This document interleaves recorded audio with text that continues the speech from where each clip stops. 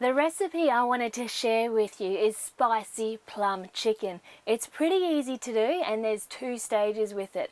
First of all, we're going to mix up the sauce, and then the second stage I'll show you that outside on the campfire shortly.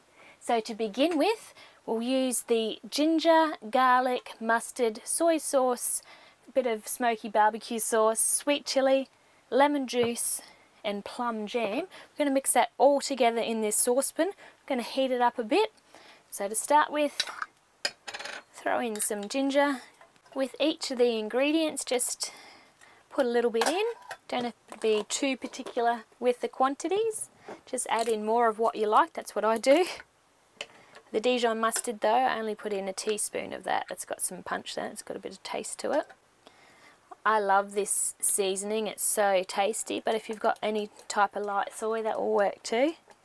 Your barbecue sauce, I usually buy the smoky one because it's just got a bit more flavour to it. Bit of sweet chilli, never goes astray. A dash of lemon juice. And our last ingredient is the plum jam. If you haven't got plum jam, you could use honey, that would also work fine as well. So give it that real sweet hit to it. Okay, now we've got all our ingredients together. We're going to pop that on the stove just to heat it up and really mash all those flavours together by melting it a little bit more. I'll just give this a little bit of time to heat up, but you may notice on my bench top here I've got a little gauge. Now this is a really handy tool to keep an eye on the temperature of your fridges. You know, often when you're rummaging around in the back of your car, you can accidentally knock the fridge lid and turn it off. So this is a really good reminder, just a quick view, a quick check up to see how your fridges are running, and it doesn't take up any room whatsoever. Really handy tool. This is one of my favourite recipes to do. I'll often make a double batch and keep half of it aside and freeze it, so when I go to the shop and buy some more chicken thighs, the sauce is already pre-made. It's so easy. You'll know your sauce is ready as soon as that plum jam has dissolved. It's the one that seems to need the most amount of heat, and now it's all the one consistency. So this sauce is sorted. It's time to move on to stage 2, and that's getting the chicken ready. I'll show you that next. A little trick that I've picked up over my years of travelling is to pop your meat that you'd like to use for the night's dinner on your intercooler scoop here. Now, after driving all day on the tracks, your motor has generated quite a lot of heat and hot air rises and it comes out of this vent, and it's perfect for thawing out your meat. I always like to buy the chicken thighs that don't have the bone in them. They work better with this recipe. So what we're going to do is just simply pop them on the little fry pan here. Give them a little bit of sear and season them with some salt and pepper and some cayenne pepper as well. Here we go. I'd already seasoned this fry pan with a bit of oil. Just pop your fillets on cayenne pepper. Now this is going to give it the heat that we're chasing. Bit of zing and some pepper as well, just some black pepper. We're simply going to give them a quick flick over, like that, and do exactly the same on the other side. That's essentially all I wanted to do there, is just to sear both sides. I'm going to take them back off the heat and then pop them in the camp oven. It's an absolute pleasure to be cooking with a territory sunset behind me. It doesn't get much better than that.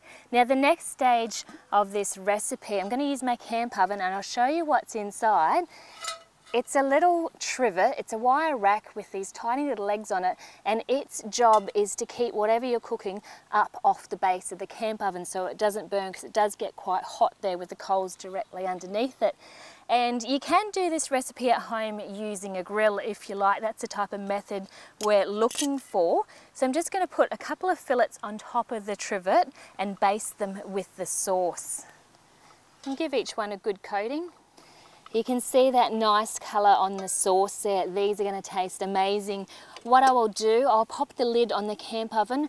We'll put it on the fire for about 10 minutes and then we'll flip it over and baste the other side. It's going to look sensational. One thing I always travel with is a long-handled shovel for this very reason. There's some heaps of heat in this fire and it works a treat. You don't get too hot, you don't get too close to the coals with a shovel like this. And you want coals top and bottom so the heat circulates under and through that chicken. We'll give it 10 minutes and we'll give it a look and see how it's cooking.